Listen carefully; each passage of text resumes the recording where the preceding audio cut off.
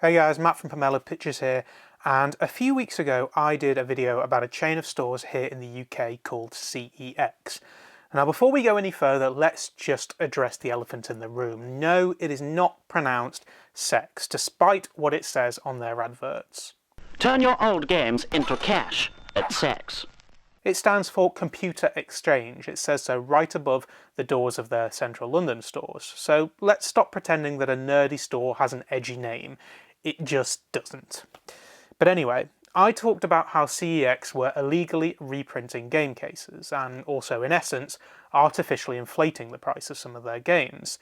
They tried giving me some bull that it's actually fine and trading standards are okay with it, completely glossing over the fact that only the owners of the copyrights and the trademarks are allowed to reproduce the artwork.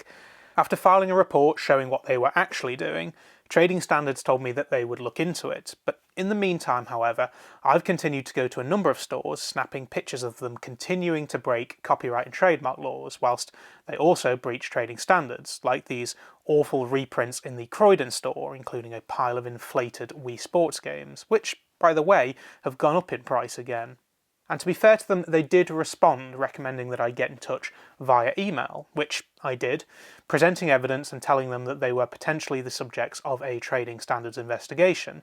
And rather predictably, despite saying they'd try to get back to me within 48 hours, they've kept stum.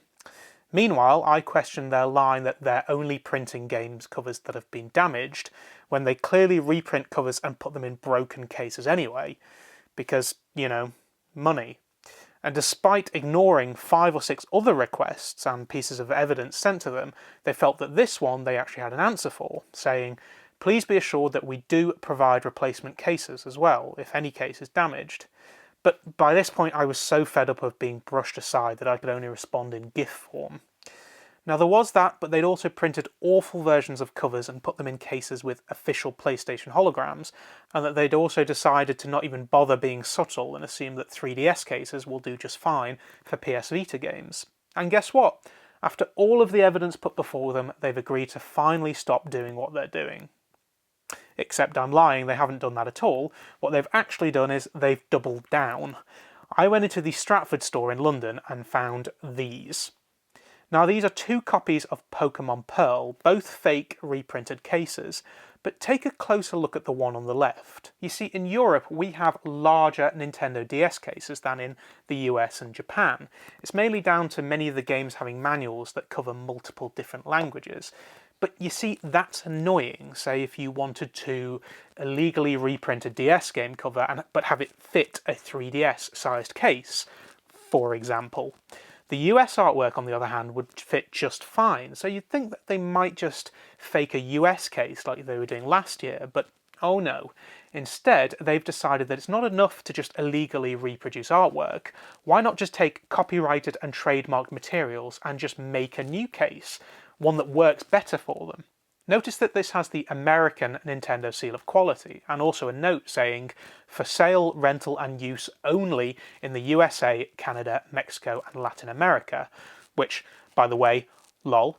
But they've even photoshopped on the PEGI rating, that being the game rating system for here in Europe.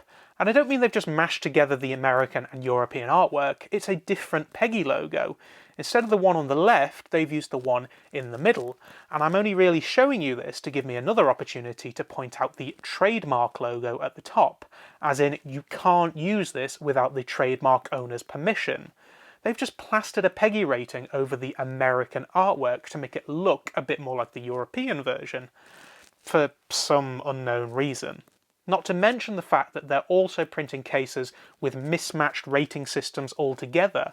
But that's not as bad as just photoshopping something together so that it's a bit more convenient and they're able to charge more for the game being boxed. And it's not me assuming that's why they do it. They said it themselves back in 2014. Oh, but guess what? They've actually been photoshopping things since at least 2016. I found this on Twitter. This is the US box art with a European rating, except for the fact that Smash Bros. Melee never even had a PEGI 12 rating. It was originally rated by the ELSPA as an 11+ game, and then later given a PEGI 3 rating, not a PEGI 12 rating.